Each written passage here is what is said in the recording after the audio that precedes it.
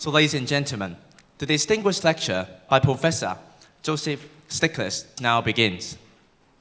Today, we are greatly honored to have Professor Joseph Stiglitz to deliver the lecture at the university. First, I would like to invite Professor Carlo Chen, the Dean of the Faculty of Business Administration, the Chinese University of Hong Kong, to deliver a welcoming address and to introduce Professor Joseph Stiglitz. Professor Chen, please.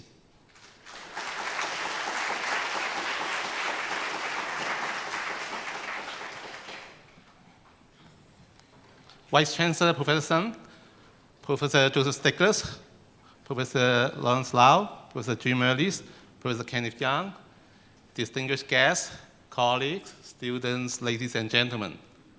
It is my honor to be the moderator of this lecture and also to introduce Professor Stiglitz. Just an hour ago, Professor Stiglitz was in another ceremony on this campus to receive the honorary degree from the Chinese University of Hong Kong. So we are very pleased that Professor Stiglitz has been included at our list of honorary doctorate at CUHK. So we are very pleased that he can stay over to deliver this distinguished lecture on global inequality. This is the second time in 3 years Professor Stiglitz can give a talk at Chinese U. He has also given a talk on this campus in 2013. So welcome back, Professor Stiglitz.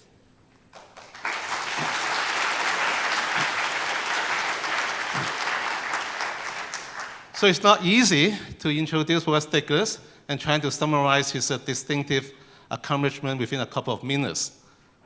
This is because Professor Stiglitz is not simply a distinguished economist who generates economic theories, but rather he's an international acclaimed intellectual powered by the economic framework that he has generated to explain, comment, and offer recommendations on the economic, social, and political issues around the world. So that's why Professor Stiglitz's contribution is beyond the academia, but he has exerted a lot of influences on the real world. Professor Stiglitz currently is the university professor at Columbia University in New York, and also the founder and co-director of the Institute of Policy Dialogue at Columbia. Professor Stiglitz has made tremendous contribution to a number of areas in economics, including macroeconomics and monetary policy, development economics and trade theories, public and corporate finance, rural and industrial organizations, welfare economics, and income and wealth distribution. Professor Stiglitz has created a branch of economics called the Economics of Information that has earned him the Nobel Prize in Economics in 2001.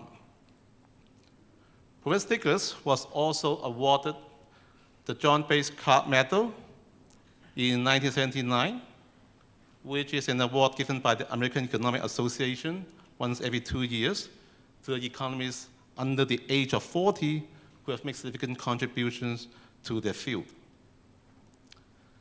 Professor Stiglitz has served as the chairman of the Council of Economic Advisors under the Clinton administration from 1995 to 1997, and he has later served as the chief economist and vice president of the World Bank from 1997 to 2000.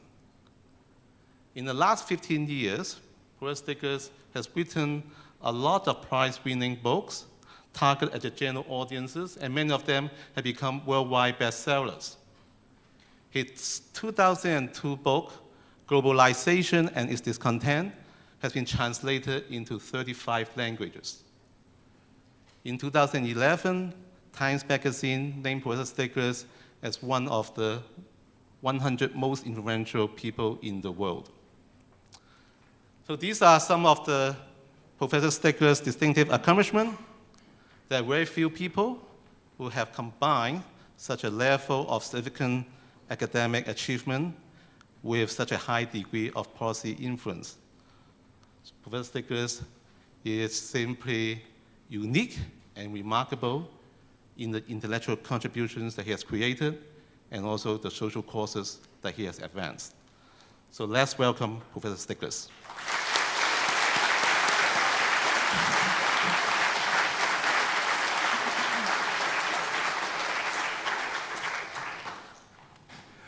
Well, thank you very much for that introduction, and it's a real pleasure to be here again.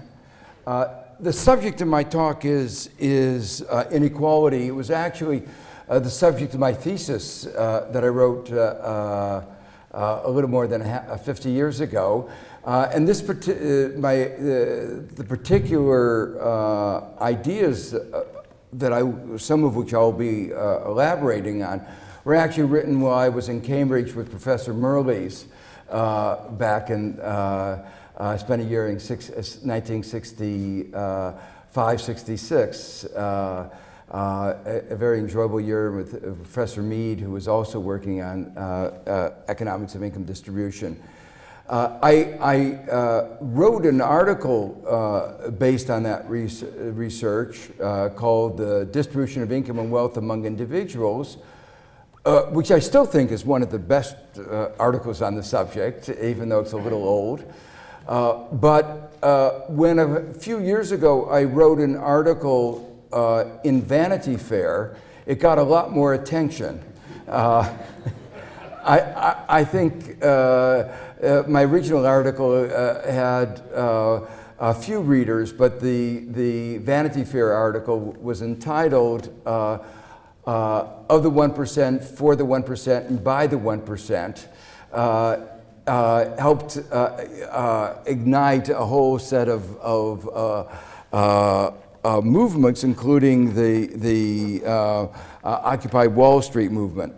In that 50 years, when I was writing the original work, it had been motivated by the fact that when I was growing up in Gary, Indiana, a steel town on the southern shore of Lake Michigan, I was confronted every day with high levels of inequality, massive discrimination, episodic unemployment, labor union strife.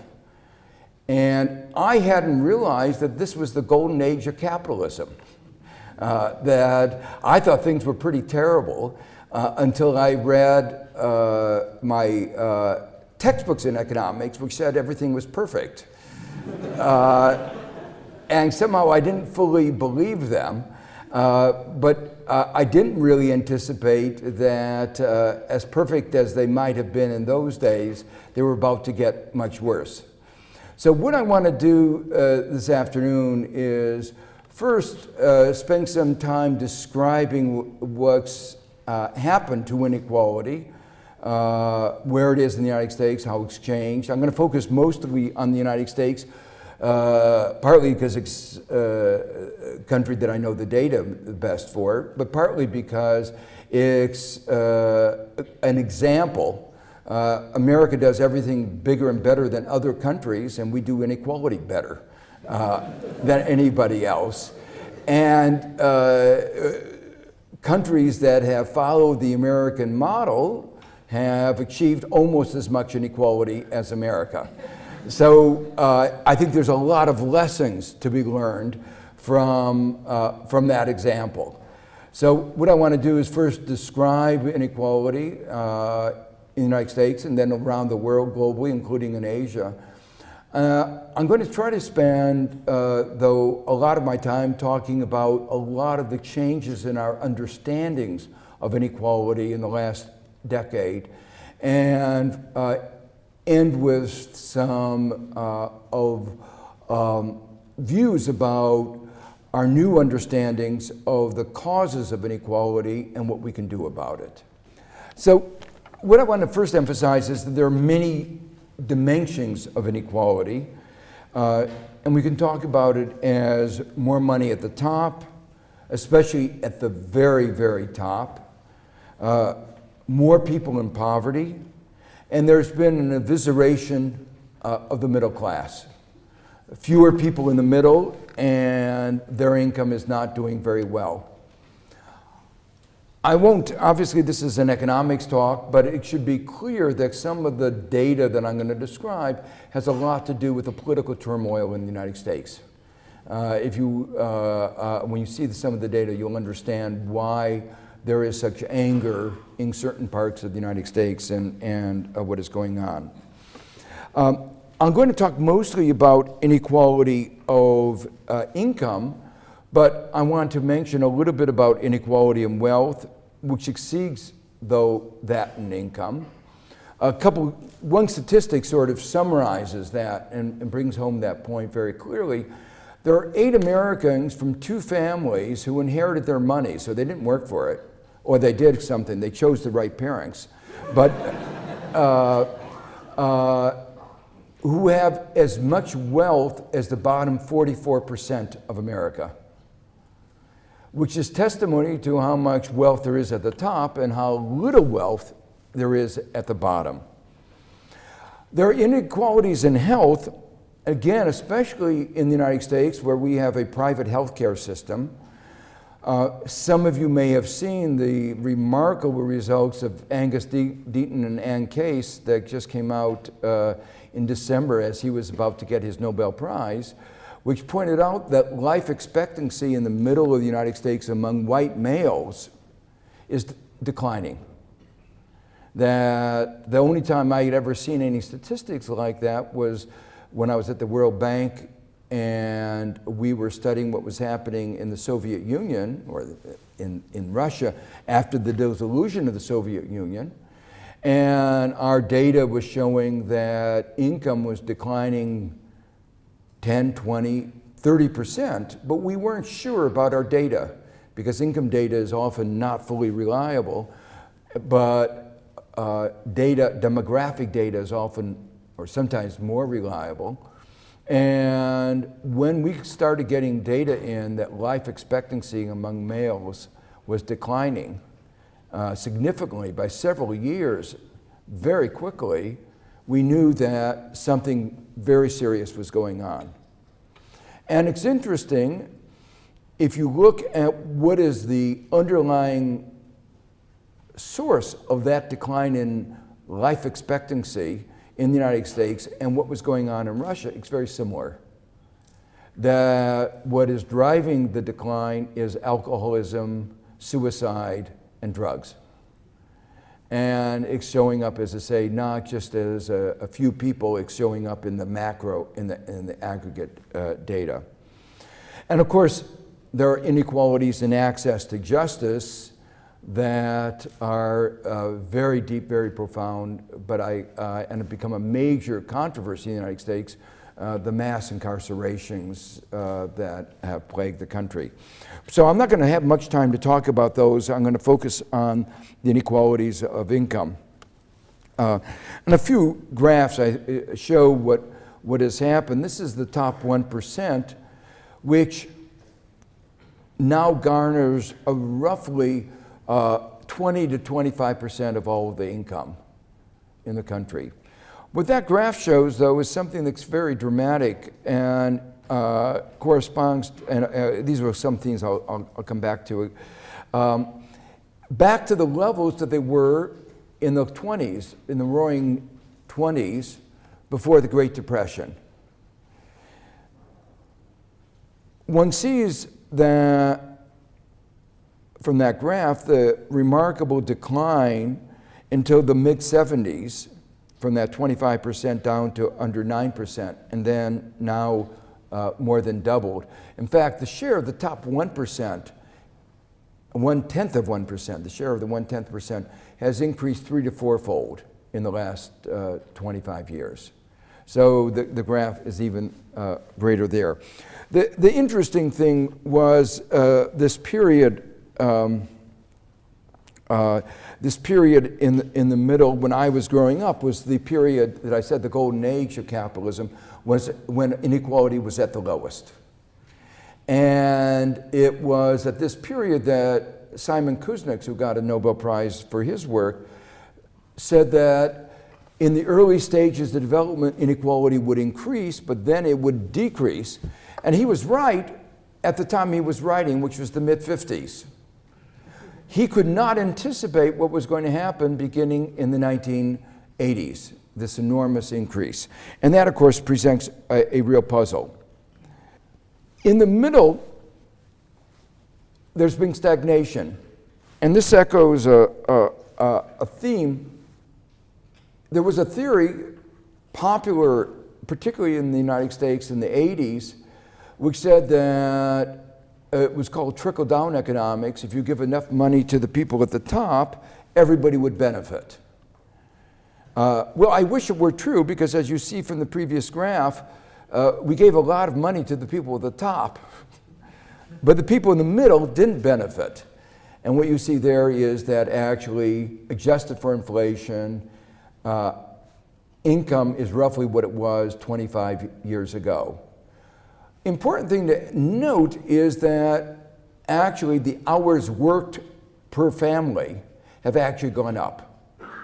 Keynes wrote a very influential article 75 years ago talking about how people would spend the productivity dividend.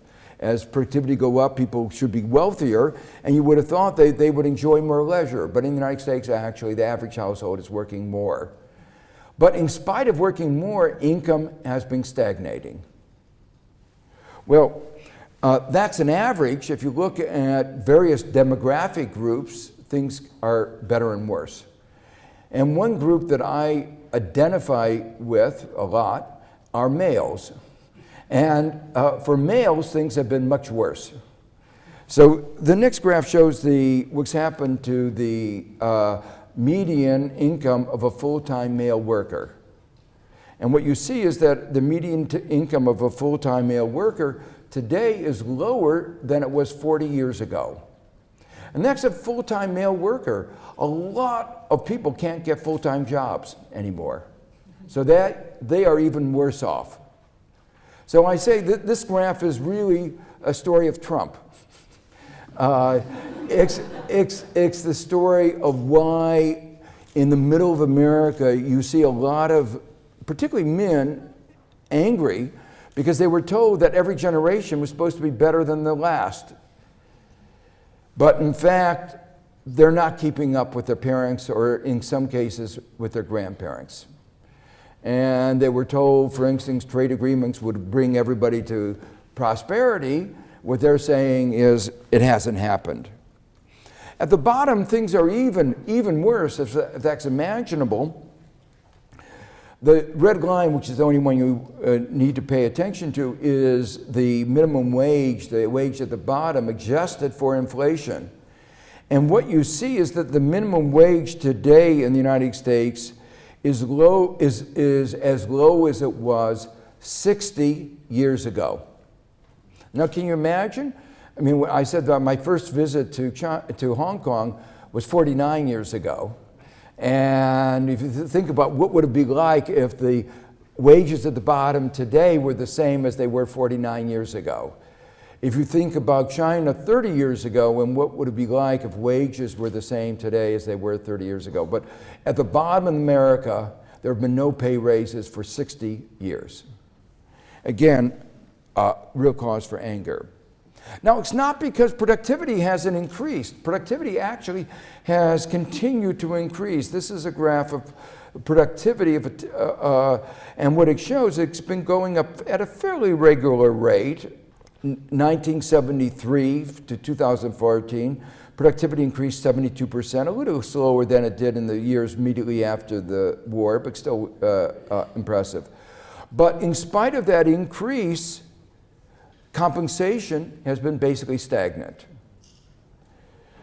Whereas in the decades prior to the mid-70s, compensation and productivity moved in tandem. And that pattern of compensation and productivity moving in tandem has been the typical historical pattern.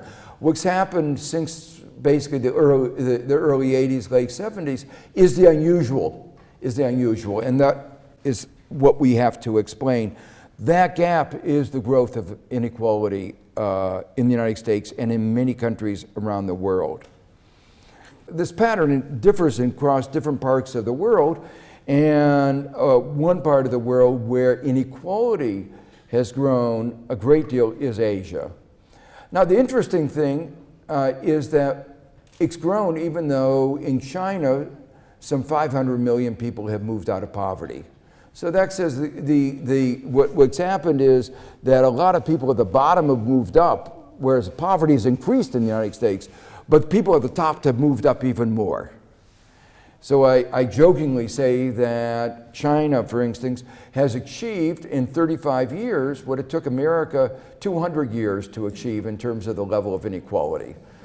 So, but that was in a period of extremely rapid economic growth. So what you see there, if you can read it, is that the increase in inequality in terms of the standard measure, Gini coefficient is the standard measure. There are different measures, but this is a fairly standard measure, has increased in China far more than in other Asian countries, and in Asia more than other regions of the world. And this graph shows what's happening in different regions. The right-hand side of that graph shows something that I'm going to come back to, and that is that there are some countries in the world, particularly Latin America, where inequality is coming down. And again, the theme that I want to come back to, which is it shows that it's not just economic forces that are at play. If economic forces were at play, you see reasonably similar patterns in countries that were reasonably similarly situated, but that is not the case. Well, the most invidious aspect of inequality, particularly I would say to Americans, is inequality in opportunity. All of you know America thinks of the American dream that everybody can make it, just work hard. And there's some truth in that, but when a social scientist talks about equality of opportunity, what it means is, what are the life chances? What are the probabilities? In terms of a mobility matrix, which describes the probability of moving from one place to another, it means what is the chances, what is the relationship between the parents and the child, income or education. Of course, you read in the newspapers all the time stories about people who made it from poor background to the top. But that's exactly the point. The reason newspapers write the story is they're unusual. They don't write stories about things that happen every day.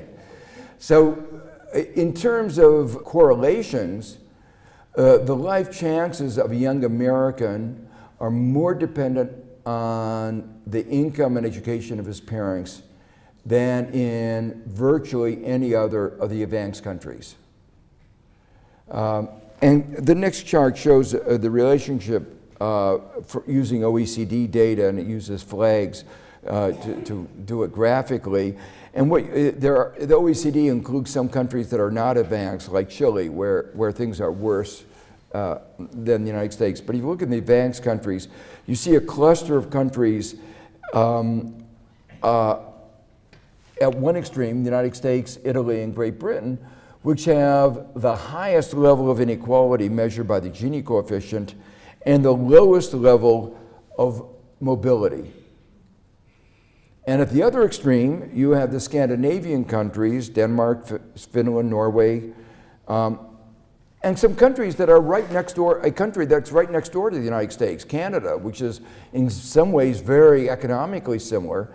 And what you see is very low levels of inequality and very high levels of mobility. So there is a systematic relationship between inequality of income and mobility. So the fact that we have in the United States such inequality of income means that it's not a surprise that we have such a low level of inequality of opportunity.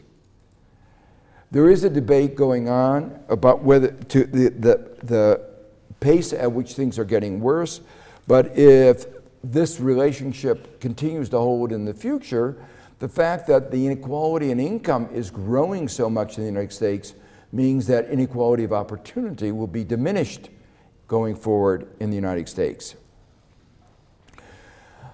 Now, focusing on the advanced countries, almost all the advanced countries have seen an increase in inequality in the last 30 years, but as I already mentioned, around the world, the results are much more mixed than in countries like several Latin American countries, Argentina, Bolivia, and Brazil. There have been dramatic decreases in inequality. This chart from Branko Milanovic is one that gives perhaps the best depiction of what's happening globally. It pretends, let's get rid of all the borders around the world and arrange people globally from the poorest in the world to the richest in the world. And then look at what's happening to their income depending on where they are in this global income distribution. You know, so it's pretending let's get rid of all boundaries and just look at it. One, the global economy. And you see in that graph two groups that have had a very large increase in their income in percentage terms. One group, the global 1%, or actually the global 1/10 of 1%. Oxfam has a very good way of trying to describe what's going on at Davos every year. You know, Davos is that ski resort in Switzerland where all the global muckety-mucks get together every year and talk about global problems. And Oxfam is trying to remind them that among the problems are the people there. And they've depicted what goes on every year by a bus that has as much wealth as the bottom 50% or so. And when they first did this about 5 years ago, that bus was a pretty big bus with some 80-some seats in it. But every year that bus gets smaller and smaller, so that last year the bus had just something like 68 seats, had as much wealth as the bottom 50%. So it gives you a picture of how much inequality is going on, inequality. Well, that group is doing very well. Not that they were suffering before, but they are doing very well. The other group that has done very well is sometimes called the global middle class. It's the middle class in India and China, here. This is a group that has done very well. So those in percentage terms are the two groups that have done very well. The two groups that have had stagnation, you see at the very, very far left as you face it, are the people at the very bottom, which are the subsistings. The people at the bottom haven't partaken of the global growth, and they're barely growing. These are the subsistence farmers, for instance. But the group that's even worse, and that touches at zero, is at the global 80%. That global 80% are the middle classes in America and in Europe. And so that is the group that I mentioned before. That is the group that has seen no growth in their income. And that is the politics that you see being played out both in the United States and in Europe. Let me now turn to summarize very quickly some of the major changes in our understandings of inequality. Some of this picks up on things I've already said, but I'll try to reiterate in a slightly different way. The first is this principle that trickle-down economics doesn't work. Now, of course, there was never any good theory or empirical evidence in support of trickle-down economics, but it's remarkable how the extent to which policymakers, even in the United States, even elected on platforms on the other side, have taken it on board. So, for instance, if you look at what the Obama administration did in response to the global financial crisis of 2008, and what the Fed did, it was very much trickle-down economics. It was focused on saving the banks and the bankers. And the result was that in the first 3 years of the US recovery, economic recovery, 91% of all the gains, 91% of all the gains went to the top 1%. So, for instance, I was at Jackson Hole every August. The central bankers from all over the world gather, and last year there was a big discussion was should the U.S. Fed start raising the interest rates, and there was a view that our economy had recovered. And so I joined a group of civil society group, mainly African Americans, Hispanics, women, and we weren't allowed, even though it was on a public park. It was in the Grand Teton. It's a beautiful place, and we couldn't carry signs. What we did is we had a counter conference at the same time, so they had to let us into the lodge. And we all wore T-shirts, and the T-shirts, basically the motto on all the T-shirts was, "Who's recovery?" And the T-shirts showed the graphs that unemployment among African Americans, youth, in many parts of the United States is, on average, is 20-25%, in many parts it's 40-45%. So there's a real sense, it's not a shared recovery.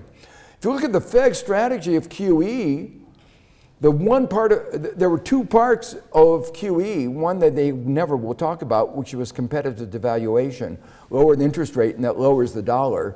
And as long as the U.S. only was doing it, it was a good thing. But then when other countries like ECB started doing it, and Japan, we thought that's not really such a good principle. But the other principle was to get the stock market up. So the effect of QE was to enormously increase wealth inequality in the United States. And the hope was that would trickle down and lead to more recovery. But it trickled down a little bit, but didn't lead to a very robust recovery. The second point is the repeal of Kuznick's law, the fact that I said that you would have, as economies developed, inequality would go down. All of a sudden, it started to go up. That was that first graph I showed where it started to go up. And this has given rise to a very big debate. What was so unusual about the 50s, 60s, and 70s?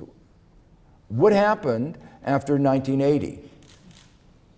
So, and I'll come back to this at the end of my talk, but those of you who follow the work of Piketty has put forward the idea that the natural state of capitalism is a high level of inequality, and that there was an unusual period after World War II where social cohesion, having fought the war together, led to an unusual situation, and that as the memory of the war faded, that unusual situation faded and we went back to the natural state of capitalism. The argument I'm going to give later on is that, in fact, it's because we started to rewrite the rules of the market economy. That it's not anything to do with capitalism. There was nothing about capitalism in the way that we bailed out the banks. In fact, it was against the rules of capitalism. The rules of capitalism is if you go bankrupt, you go bankrupt. But we violated the rules of capitalism. We bailed out the bankers, the shareholders, and the bondholders. That was a violation of the rules of the market economy. So what I argue is that it was not capitalism, it was the violation of the principles of the market economy that have led to the current problems. The third basic idea is related to this, that there are, as I mentioned before, large differences in outcomes among the advanced countries and large differences in changes. And that means that the policies, not inexorable economic forces, that are determining the outcome. So to put it another way, inequality is a choice. Not a choice that we as individuals make, but our societies make by the kinds of economic frameworks, the laws, the regulations, the policies that our societies adopt. It's a result of how we structure the economy through tax and expenditure policies, through our legal framework, our institutions, even the conduct of monetary policy, QE illustrating. Many of these affect, for instance, market power, the bargaining power of different groups. We've eviscerated labor legislation, making it more difficult, and the same thing has been going on in Europe, making the bargaining power of workers weaker. We've made it, in many countries, more difficult for poor people to have access to jobs and participate in the labor market. We have, the way we structure the labor market makes it more difficult for women to participate in the labor market, which is why there's been the persistent gender gap in wages. All of these result in the differences across countries. The way I put it in the American context is that beginning about a third of a century ago, we began rewriting the rules of the market economy. We lowered taxes. We deregulated. The idea was a very simple one. We used to have tax rates at the top of 90%. The idea was lowering taxes would incentivize the economy. Deregulating would provide more space. The two together, more incentives, more space, would lead to more economic growth. And yes, they said it would lead to more inequality, but the size of the economic pie would be so much bigger that even the people at the bottom, and certainly the people in the middle, would be better off. They would get a smaller share of a bigger pie, but everybody would be better off. Well, we now have more than a third of a century of results of this grand experiment, and it hasn't worked out. Well, it has worked out in one way. Inequality grew even more than they anticipated. But the growth of the economy slowed down. And so that meant getting a smaller share of a smaller pie meant that they were getting a smaller piece of pie. And that was the pictures that have emerged. It actually the problems began manifesting themselves very early, by the mid-'80s. But rather than saying it was a flawed experiment, they doubled down on the gamble. And they did things even more. And the result of that, we deregulated more. Under both Democratic and Republican administrations, we lowered taxes on capital gains. So we continued this process, and the result of that has been a less efficient economy and a much greater level of inequality. So much so that basically the bottom 90% of America has stagnated. Bottom 90%. You know, it's increased a little bit, but barely. And in fact, the basic necessities of a middle-class society are increasingly out of reach of a large proportion of the population. Retirement security, education of one's children, ability to own a home. The average graduate of the United States graduates with $30,000 of debt, but there are many people who graduate with several $100,000 of student debt. Student debt now is well over $1 trillion. So while education is increasingly recognized as a necessity for success, it's increasingly moving out of reach of the typical American. A fourth major change in our understanding of inequality is sometimes referred to as repeal of Oaking's law. Economists love talking about trade-offs, and the idea was that yes, inequality was a bad thing, but if you wanted to get less inequality, inequality was a bad thing, but if you wanted to get less inequality, you'd have to give up on economic growth. And there are a lot of models in which that is true. And a lot of people, Jim and a lot of other people, devote a lot of work to try to characterize more precisely the nature of that trade-off between inequality and economic performance, inequality and in GDP, in various measures of economic performance. But now there's a growing consensus that equality and economic performance are complements rather than substitutes. At least at the level of inequality that it's been reached in the United States, and at least in the way that the inequality is attained. And there are many reasons for this. It's an empirical finding that the IMF has been stressing all over the world. And for those of you who don't know, the IMF is not a left-wing institution.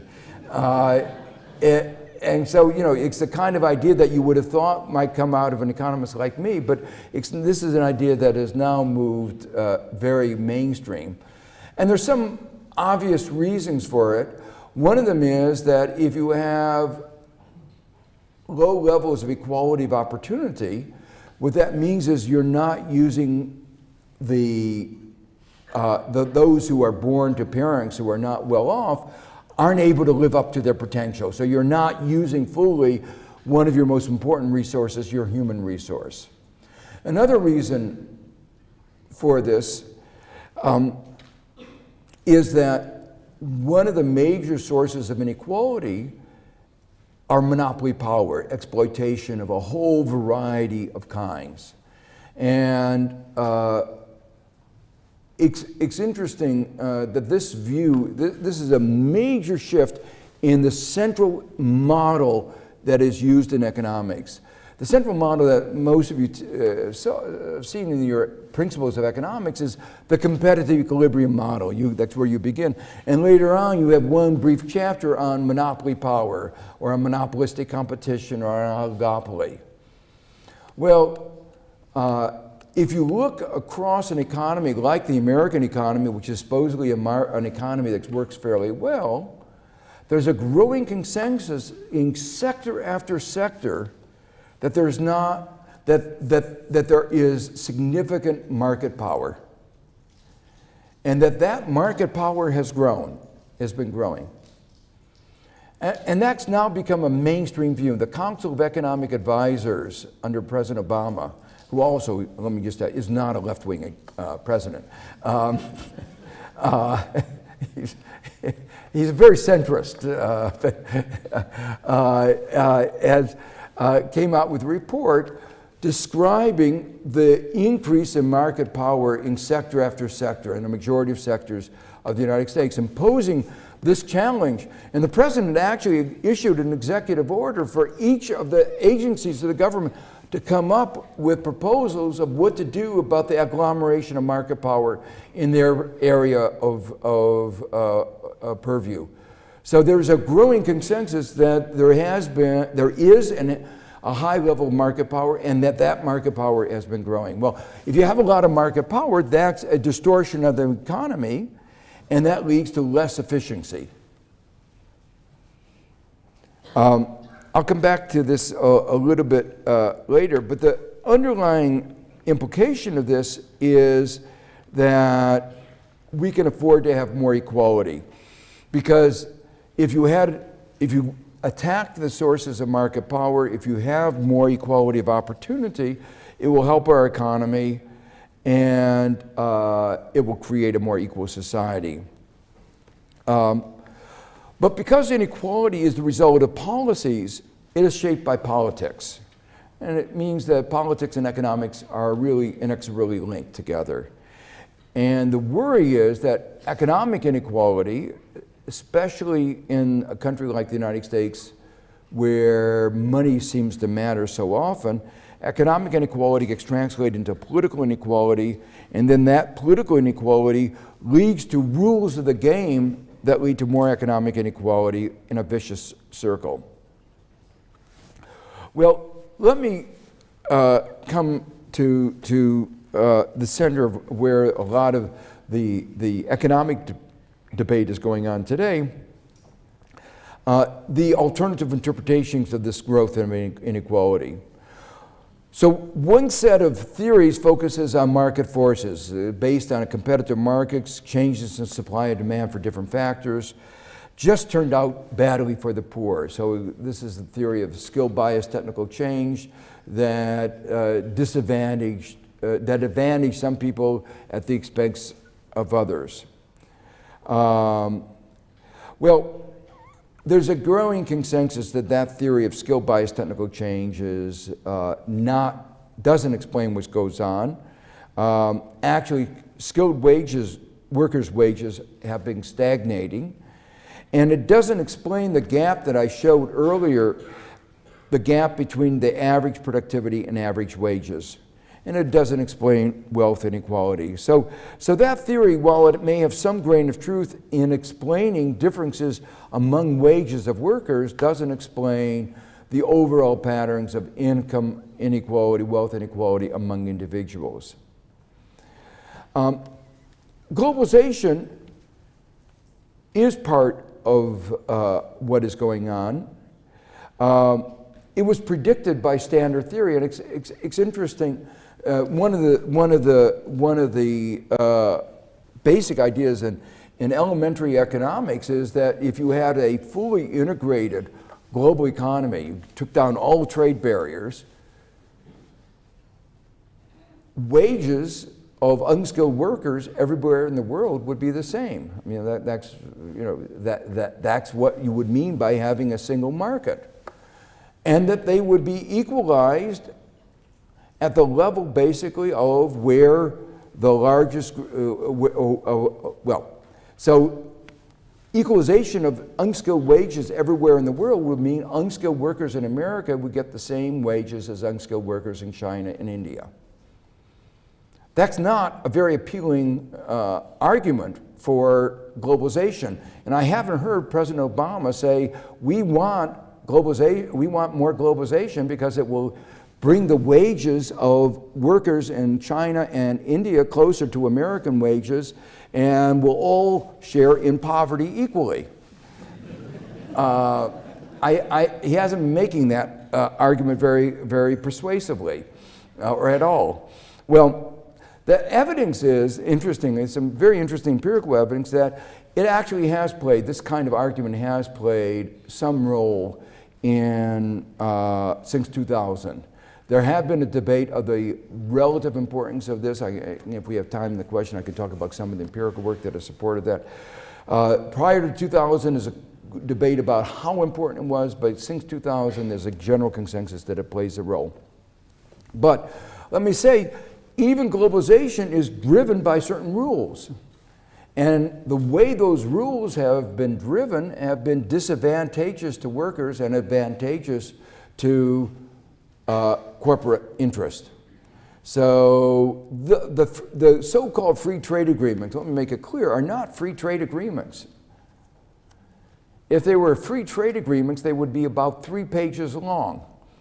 We get rid of our trade barriers, we get rid of our tariffs, you get rid of yours, we get rid of our subsidies, you get rid of yours. You can write it in 3 pages.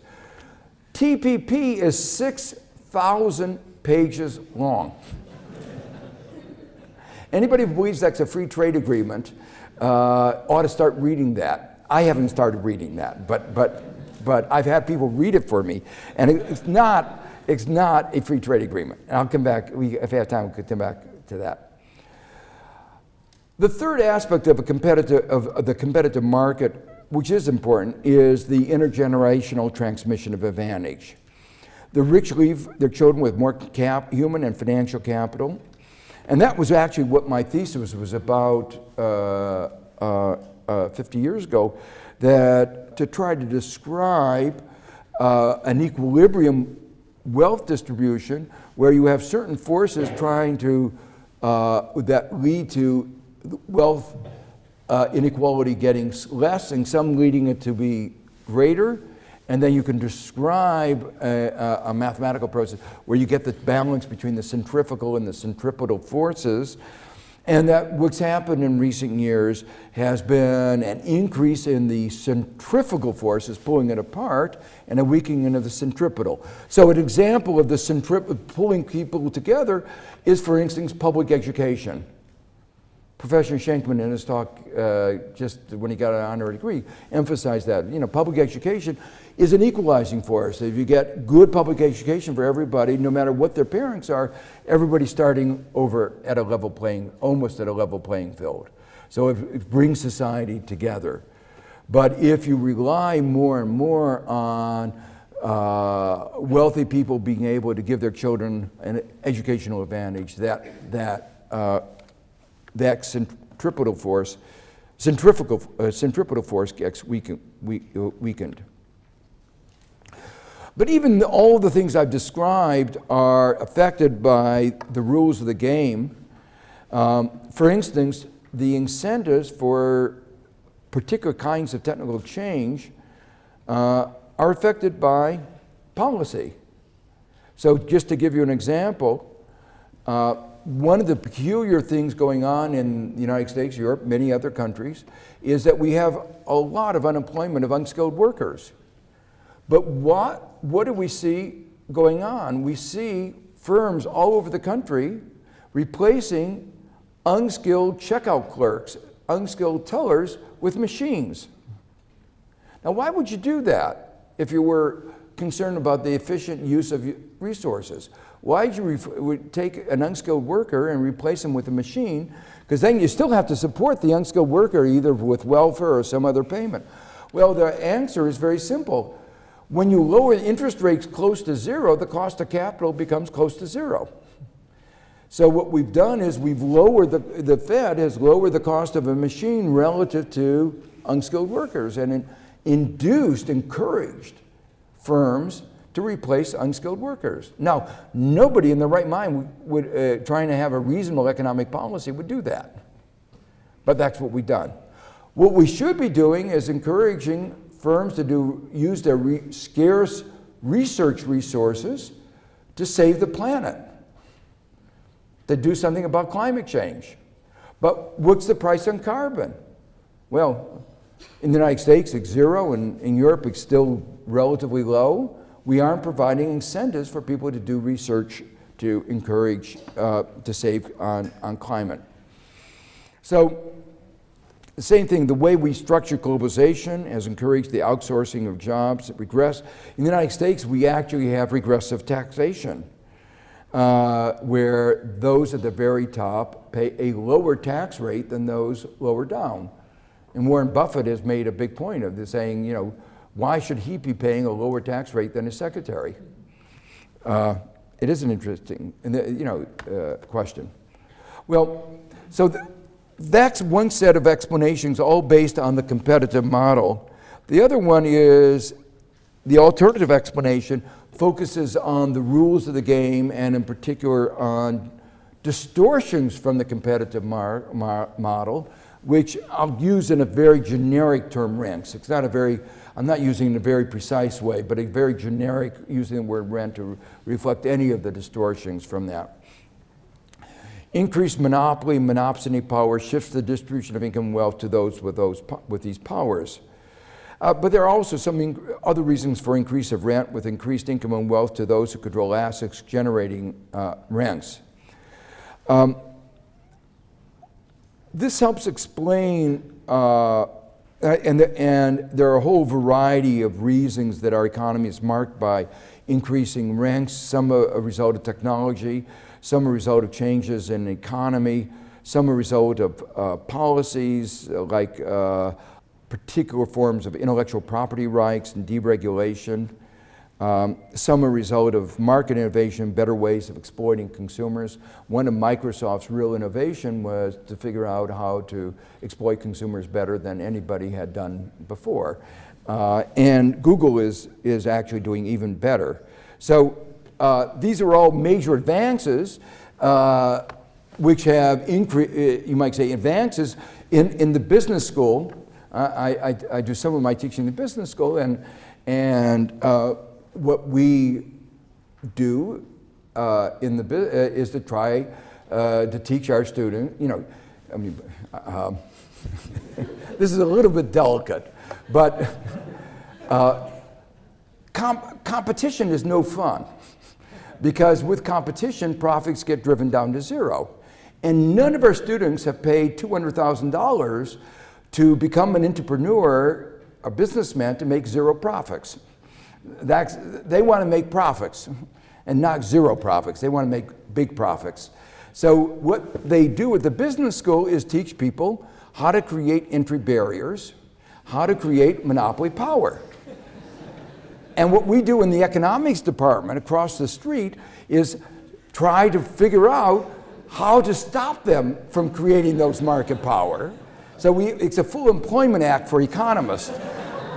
But so there's this constant battle going on. But I have to say that the business school has been winning and creating market power faster than we figured out ways of stopping them from doing that. But there are also some things going on, as I say, from technologies and demography. Well, Piketty has a particular model of capitalism, market economy, argues that generates an increasing inequality over time. But unfortunately, it's not an equilibrium model. And in fact, it can't really explain what is going on. Let me just give you just one example, somewhat technical argument, but what Piketty points out is that there's been an increase in wealth relative to income. And in some countries, it's been very dramatic. And then he makes one key mistake, or you might say mistake, and that is he identifies wealth with capital. So he thinks that the increase in wealth reflects an increase in the capital stock. Well, the theory that we've just explained says that there's something else going on. Wealth can be more machines that make the economy more productive, but wealth could also be land. You can own land, value of land. The fact that the value of land in the Riviera is going up because of the Russian oligarchs wanting to buy land there doesn't make more land in France. The Riviera today is the same land that there was 100 years ago. The amount of land in Southampton, which is where a lot of the 1/10 of 1% or 100th of 1% in America go for their summer, it's not any more land in Southampton, but the value has gone up a lot. So the wealth has gone up, even if the productive capacity hasn't changed. If you have more monopoly power, monopoly rents will go up. And the capitalized value of monopoly rents are part of wealth. And so wealth will go up even as the productive capacity of the economy goes down, because the economy becomes less efficient as more monopoly power gets exercised. Or one more example, if the bankers have more influence in the economy and the bankers are able to get bigger and bigger bailouts from the government, the expected value of those bailout rents is reflected in the share value of the banks. But that's a transfer of money from taxpayers. But the loss of taxpayer wealth is not reflected in those statistics that he reflects. So all these are arguments that help explain why you could have wealth going up, but the capital stock of a country going down. This is not only a theoretical possibility. If you look at the data for the United States, and you look at the savings in the United States, savings out of GDP, in other words, as we conventionally measure capital accumulation in the United States, while the wealth income ratio in the United States is going up, the capital income ratio in the United States is going down. So that his explanation, based on savings behavior, is not the explanation of inequality in our society. It's the rules of the game, including the monetary policy, which can lead to an increase that leads to and tax policy that can lead to an increase in the land values. And it's interesting, you know, I began some of my early work, as a lot of people in my generation did, in growth theory. And in growth theory, under Professor Solow, we had capital and labor, but we didn't have land. And that makes sense, because in terms of production, as we usually thought about it, we had capital, land was not, we're no longer a farming society. 2% of US GDP is related to agriculture. But what that forgets is that housing is an important part of GDP. And land rents are an important part of housing. And land scarcity is obviously important. Anybody in Hong Kong knows about land scarcity as important, but all increasingly. And so the importance of policies which determine how much of savings behavior goes into real capital accumulation and how much goes into the increase in the value of land become an important determinant of the overall performance of the economy. So all this brings out some new dimensions of inequality that haven't been talked about. In modern economy, the key distinction is not so much between debtors and creditors, but between life cycle savers and inherited wealth. And that's been exemplified by QE. What QE did was lower the interest rate on T-bills, on government bonds of all maturities. What did that do to life cycle savers, those who had saved for their retirement, and particularly those who had saved for their retirement prudently, putting their money into debt, into bonds, which they were typically advised to do, particularly as you get older, they're advised to put more and more of your money in debt. Well, what it meant is that their income went down to zero. They were much worse off. But when you had the low cost of capital on debt, what did that do to the value of equity? The share prices, those went up. But who owns the shares? You can see, looking at the data in the United States, and it's true in other countries as well, that the equities are disproportionately owned by the 1%, the 10%. So a policy that so we used to focus our attention between workers and capitalists.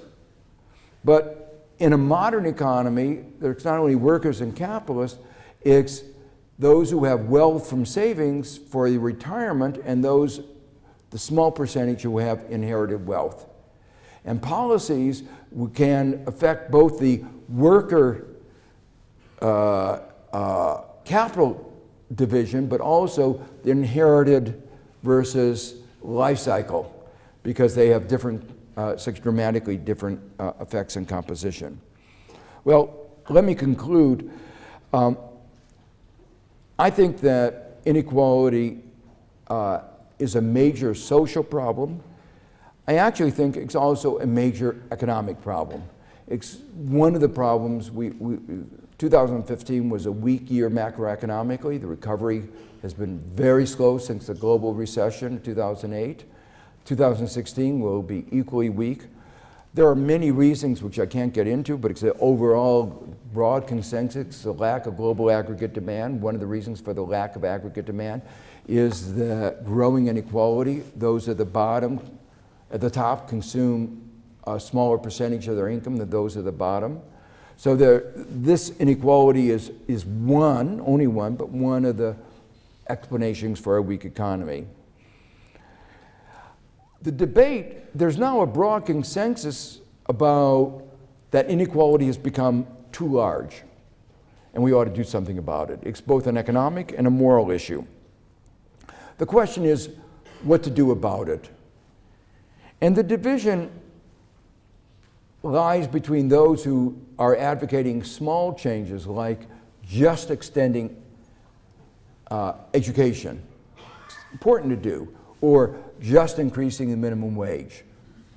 So those are what you might call important, I would say important, but incremental steps. But I think those incremental changes will not suffice.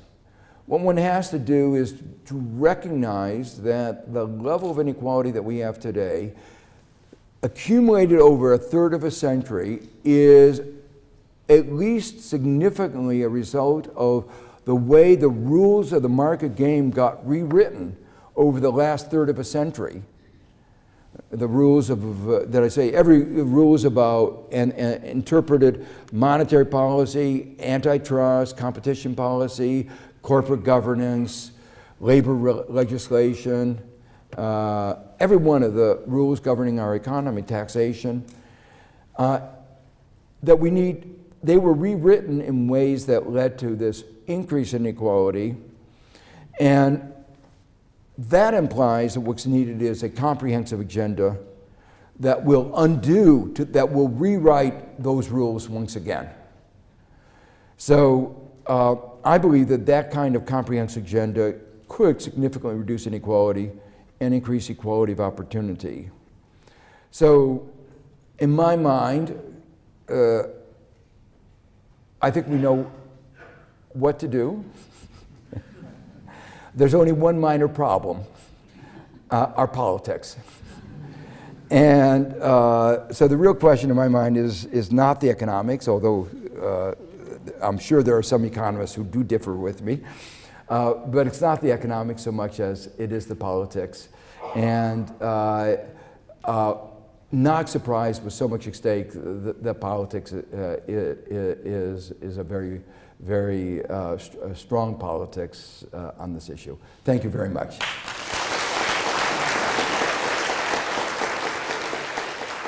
Thank you, Professor Stiglitz, for sharing with us your wisdom on the subject, especially giving a new, better, and more comprehensive understanding of global inequality. So now we have Professor Chen on the stage and to conduct the Q&A section. Thank you. Okay, maybe start with this question in the middle. Thank you, Professor Stiglitz. I'm a fan of you, and your economics books are very popular in China.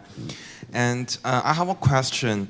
Although the world suffers a lot from the financial crisis in nearly 10 years ago, largely due to the information asymmetry, but it seems that people have forgotten this pain, and there's little to be done to fix this problem, except the bailout. And do you believe that this similar situation will happen again in this world? And do you think that the behavioral economics will be an alternative to fix this problem? Thank you. Yeah, I don't think we fixed it. I think there were some improvements that were made in the United States in Dodd-Frank and similar legislation in Europe. In some ways, things are worse, though. So, for instance, one of the problems that most economists agree were contributing to the excessive risk-taking were too big to fail banks. And the degree of concentration in the financial sector is actually much larger now than it was in 2008. So the problem of too big to fail has become worse. We made some step forward. For instance, one of the things that was identified as one of the sources of the problem with the derivatives, that lead to excessive interlinkage of the banks. And in Dodd-Frank, there was a provision that government-insured institutions that limited their ability to engage in those derivatives. When nobody was looking, they repealed that. The Republicans repealed that. So that provision that many of us thought was a key provision, and the Financial Inquiry Commission that looked into the crisis said that was a key provision, that was already repealed. So there are many things that we should have done that we haven't. The second part of your question was about behavioral economics. I think behavioral economics particularly behavioral financial economics, is actually very important. Because what that emphasizes is that the models based on rationality that economists, our core economists, just don't describe a lot of what was going on. And in fact, much of what the banks were doing were exploiting people who were financially not well educated. So they understood this in a way when they exploited others. But when they were themselves engaging in excessive risk-taking, they didn't understand it themselves. So I think that one of the things that is important, and it is a major subject of research today, are an understanding of the very many ways in which individuals systematically depart from the rational expectations model. Thank you. I saw this gentleman with the white shirt. Again, someone hanging the mic. Okay, thank you. Hello, Professor. You mentioned the trickle-down theory, which started in the Reagan administration, and many scholars think it's bad, it's a failure, and it's the main reason of the inequality. But did you think they really take the globalization seriously? I mean, the U.S. government, they give money to the top class, and they give money to the TNCs. They want it will benefit everyone in the U.S. But we live in an age of globalization. The TNCs, the top class, they are doing business everywhere in the world, not only in the United States. So what about if they keep the money, if they keep the employment inside the America, would the situation better? Or do you think, or I think the trickle-down theory is not a total failure. It did work in the global market, but not in the United States. Oh, yeah. Yeah, that's an interesting question. The question, if I understand it, is basically, did some other people benefit, even if Americans didn't benefit from it? The charts that I showed show that the globalization as a whole has had some benefits that are very significant. You know, that group that I described that was doing very well, part of their growth was a result of globalization.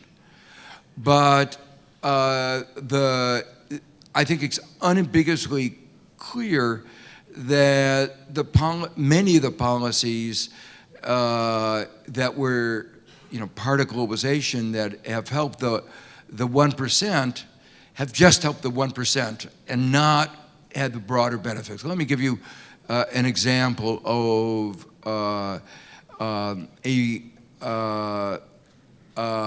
two provisions in TPP, which I don't know if you've been following the discussion in the United States.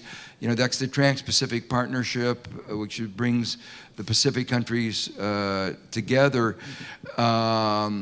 Very strongly advocated by the Business Roundtable.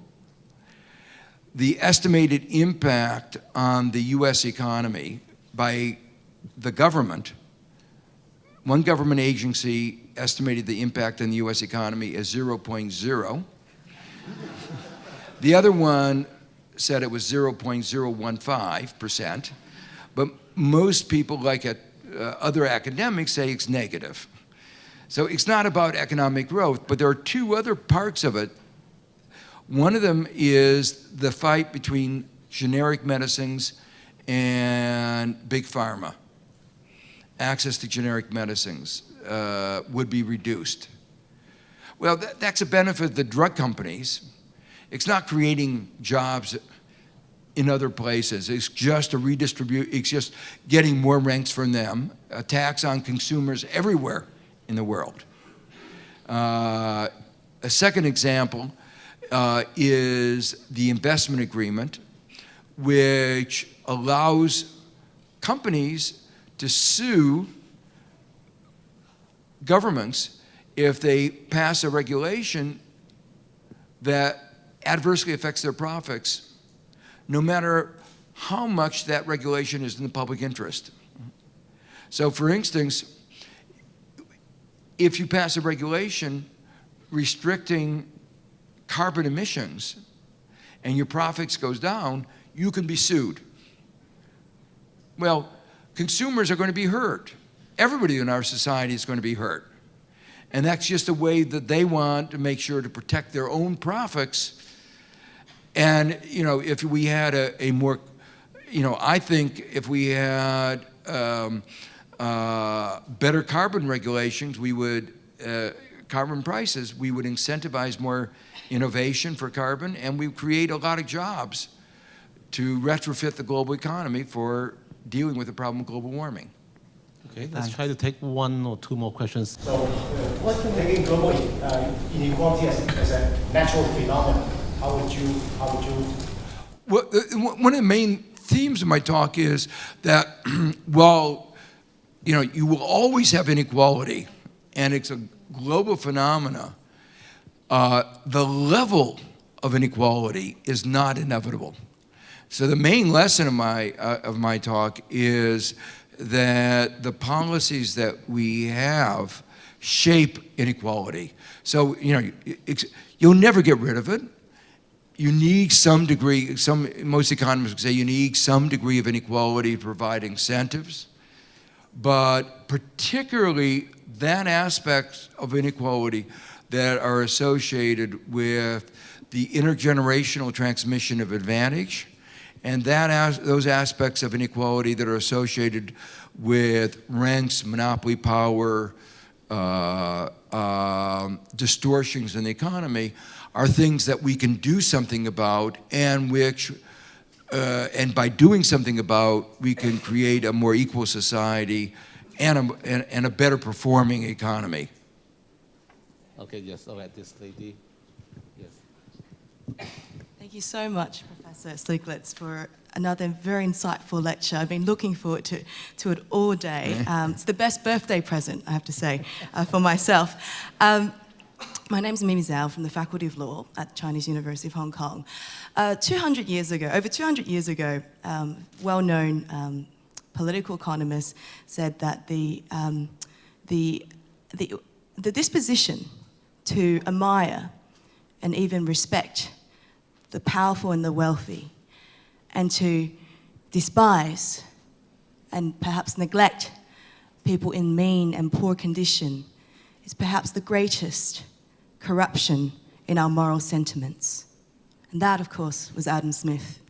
And so, reflecting on Adam Smith's wise words, I'm wondering whether this is actually a question of ethics.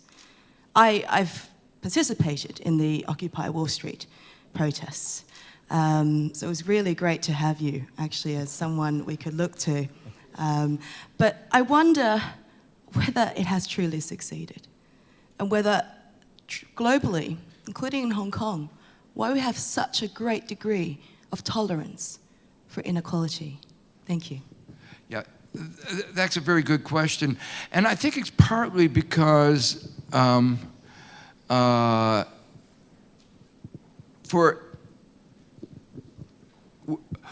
many of the people who have become wealthy have done it on the basis of making an important social contribution.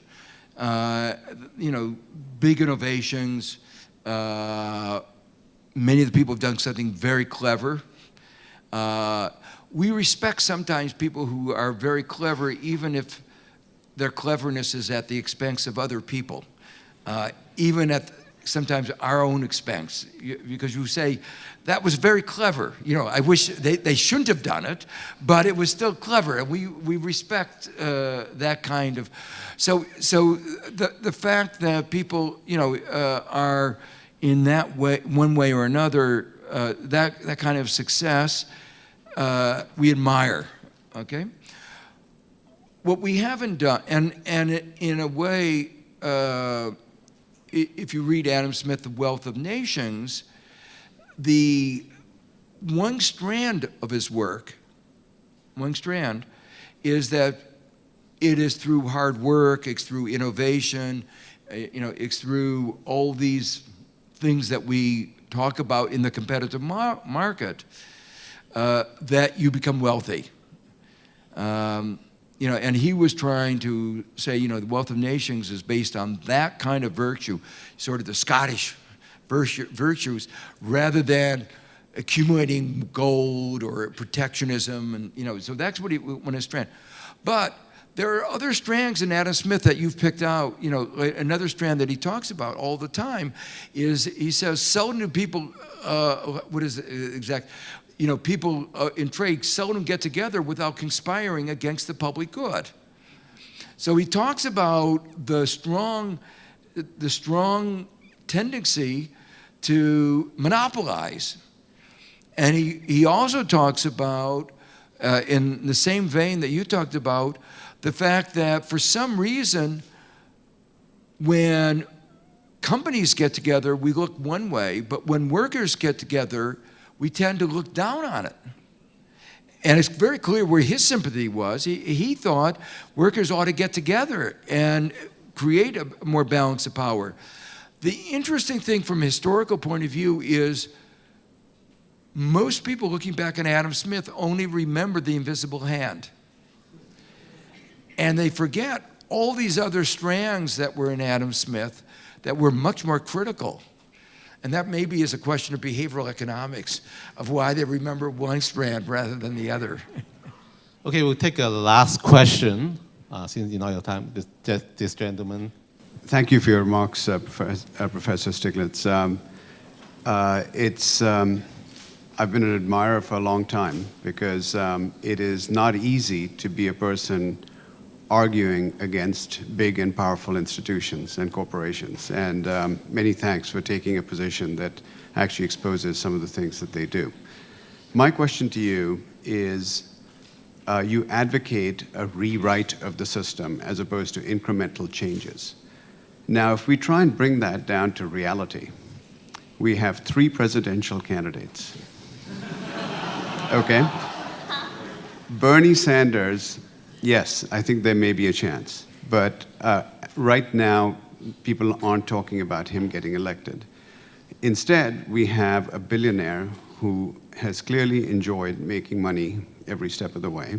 And then you have the Clintons, right, who have their own way of making money through the Global Foundation. So how does this all play out over the next election cycle? And the next 4 years at least? Well, I think Hillary is very much understands politics as a process of writing the rules in the way that I described. And I think she is, and I know she's very aware of some of these data that I've described, the trends that are going on. And I believe that she's been very persuaded by the agenda that I just described. And if you listen to many of her speeches, she's incorporated many of these ideas. So just to give you one example, one of the aspects that I didn't have time to talk a lot about is corporate governance and the rules of the game that have resulted in firms being very short-term. And that short-termism has at the same time is linked to paying CEOs very high salaries and driving down wages of workers, not worrying about the development of human capacities, skills, loyalty on the part of workers. So she's given a very strong speech precisely on this topic and how we need to rewrite the rules of corporate governance in order to increase long-term thinking, and in the belief, and when you start looking at the rules that we've talked about that have to be rewritten, they would lead to a dampening of the excessive wages at the top and more investment in workers. Advocating more involvement of workers in ownership as well and control a firm. So, politics is obviously, nobody could have predicted that we would be in the current situation that we are. But I am actually very hopeful that, in spite of that, you might say, the history, that given where we are right now, Hillary does buy the message that I've just described. Obviously, there will be pressures on her from the other side. That's what I said. Politics is always complex. The good news from the American, I believe from the good news from the American point of view, is that one of the key areas is the area of finance, financial markets, and in the Senate Banking Committee, which is the committee that has to confirm the Secretary of Treasury and all the other appointments in that area. There are a large number of senators who agree with me. So you have Elizabeth Warren, Sherrod Brown, Merkel, who's actually come out in favor of Bernie Sanders, the only senator who's done that. So there are several, so you have a core group of senators who very strongly believes in this agenda and has been actually working with us on this, in actually working out the details of a lot of these ideas, and will, I don't want to, make sure that anybody that became president will have a kind of scrutiny over precisely these kinds of issues. Okay, so it seems like you're observing before you cast your vote, huh? I know we have a lot of questions, but I'm sorry that we have to stop here. But let's give a big hand to Professor Stiglitz.